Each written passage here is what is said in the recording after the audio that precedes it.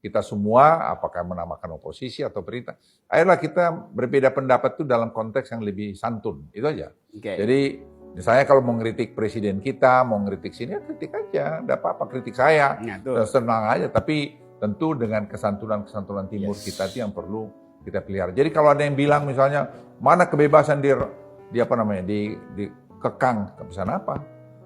Anda bisa ngeritik saya aja. Rocky kritik presiden juga bilang dungu, bilang apa, nggak ada masalah.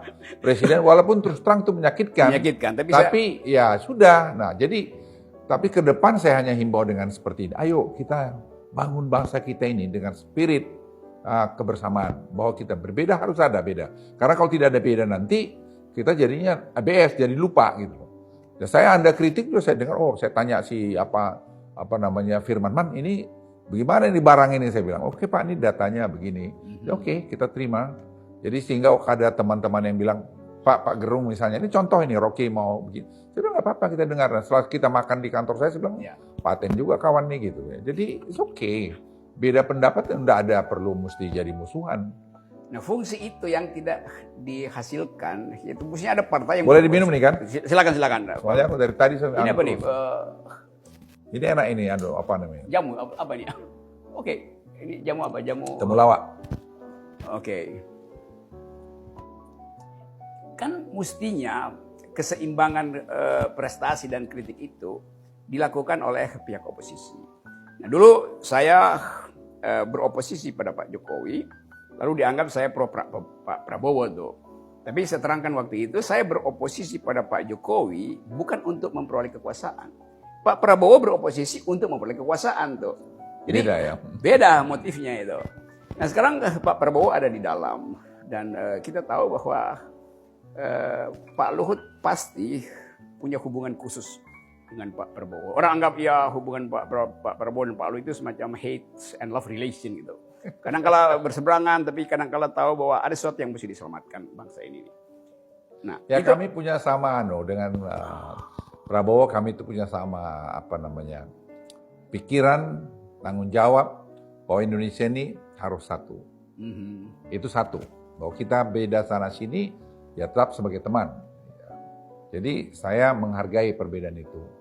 Dan Pak Prabowo juga menghargai perbedaan itu. Makanya kalau ada hal-hal yang kritis, kami suka, walaupun misalnya dalam Pilpres kemarin Pak Jokowi dengan Pak Prabowo beda, ya tapi saya telepon juga, saya ketemu juga, kita bicara, kita bilang perbedaan itu saya pikir yang harus kita pelihara. Kan tidak semua harus jadi, saya selalu bilang sama para pembantu saya di kantor, kan mengabdi itu bukan harus jadi presiden saja. Nah betul, jadi oposisi juga itu mengabdi. Tidak ada masalah, sepanjang kita tadi itu, oposisi itu dalam konteks membangun, mengingatkan.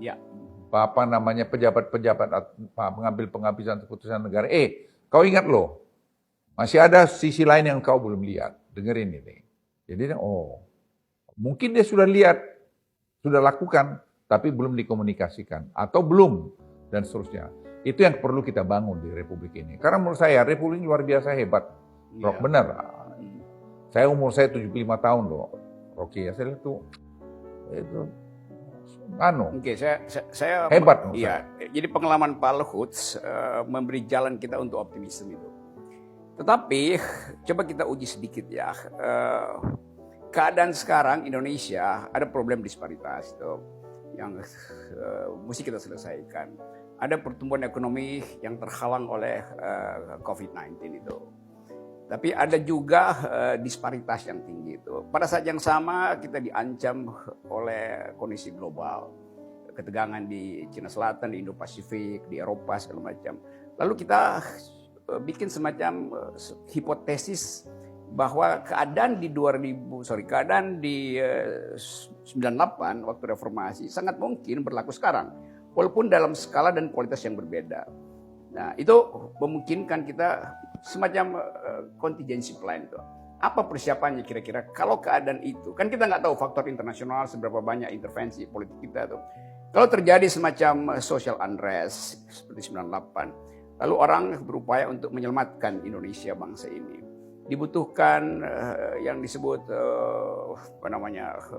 penyelamat atau dulu disebut anak bangsa yang harus jadi perahu penyelamat itu. Lalu orang berpikir perlu tokoh-tokoh utama dalam keadaan krisis, seandainya terjadi krisis. Kalau orang tanya ke saya, siapa yang akan Anda usulkan? Tentu ada bagian dari kekuasaan yang perlu ada di situ, ada masyarakat sipil dari situ, ada akademisi dari situ tuh. Jadi saya bayangkan ada semacam apa dulu waktu Ciganjur itu apa namanya tim 7 apa tim berapa itu yang seolah-olah berfungsi sebagai tadi skoci penyelamat. Saya misalnya usulkan Pak Luhut ada di situ. Oke. Lalu ada tokoh LSM. Saya hanya tahu Haris Asrar dari masyarakat sipil. Ada akademisi yang kadang-kala kita nggak tahu lagi siapa akademisi yang bermoral sekarang. Karena kemarin ada rektor yang bahkan menerima sogokan. Jadi semua kita ada di situ. Seandainya itu secara hipotetis berlangsung, Pak Luhut usulkan siapa untuk masuk dalam tim itu? Saya usulkan Anda tuh. Saya usulkan Haris Asrar tuh. Kalau orang tanya, mesti ada tokoh Muslim. Kira-kira siapa yang kita bisa usulkan?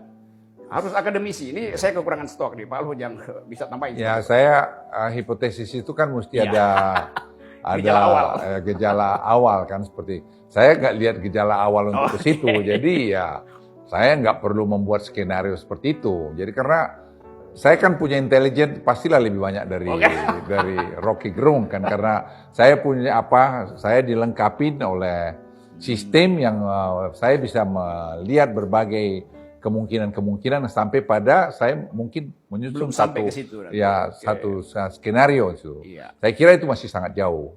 Tapi yang saya sampaikan bahwa kita semua harus berhati-hati menghadapi dunia sekarang tuh Tadi saya baru dapat lagi tadi malam sebenarnya bagaimana keadaan di Cina misalnya kekeringan yang tidak pernah terbayangkan sampai sungai yang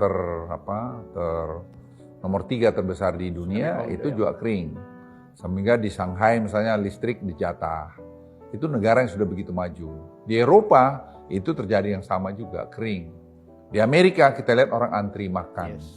Nah, kita sampai hari ini itu tidak ada terjadi gejala-gejala itu. Nah, saya akan lihat misalnya gini. Saya tanya juga sama teman-teman pembantu-pembantu saya, kita lihat ya. Saya baru sadar 74.000 sekian desa di Indonesia itu kan dapat dana desa sejak 7 tahun lalu.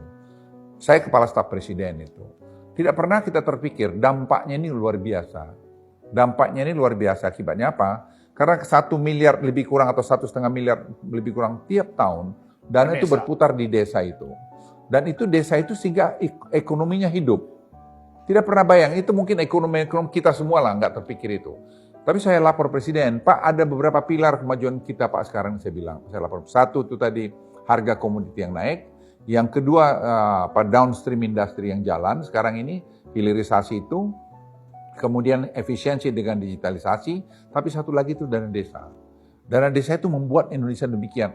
Terus Presiden bilang sama saya, Pak Luhut, itu yang dulu digagas oleh Profesor Mubiarto dari UGM yang disebut ekonomi Pancasila, di mana dana itu berputar di rakyat. Dan ini sekarang jalan, sehingga Presiden berencana dalam keadaan bagaimanapun tahun depan beliau pengen nambah lagi itu dana desa sehingga dana itu berputar, dan itu kekuatan kita.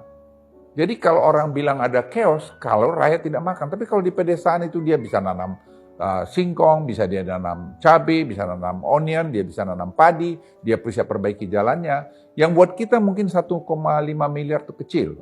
Tapi saya baca data itu banyak kepala desa sekarang yang korup itu karena dana desa itu. Jadi ada kalau kemarin data yang diberikan ke saya itu saya nggak tahu, nanti kita bisa cross check ya. Itu justru yang paling kecil korupsinya, karena di balai desa itu ditulis ini rakyat itu sudah saling mengontrol. Justru dari 74.000 desa semuanya itu paling saya dengar 500 sampai 800 desa yang bermasalah. Jadi angka yang sangat-sangat baik sekali menurut saya. Jadi kalau kita tadi bisa, yang Anda bilang tadi, dari bawah kita perbaikin, di tengah ini kita perbaikin, di atas kita perbaikin, social unrest yang disebutkan menurut saya susah akan terjadi. Seperti sekarang ada orang mau gerak-gerakkan berpolitik. Please berpolitiklah, tapi jangan merusak apa yang ada. Saya titip itu. Jadi siapapun tokoh politik itu, kan kita bisa lihat. Kita kan tidak bodoh-bodoh amat. sangat pintar. Jadi kalau orang Di nggak backup usah dengan data yang backup dengan data yang Oke. benar.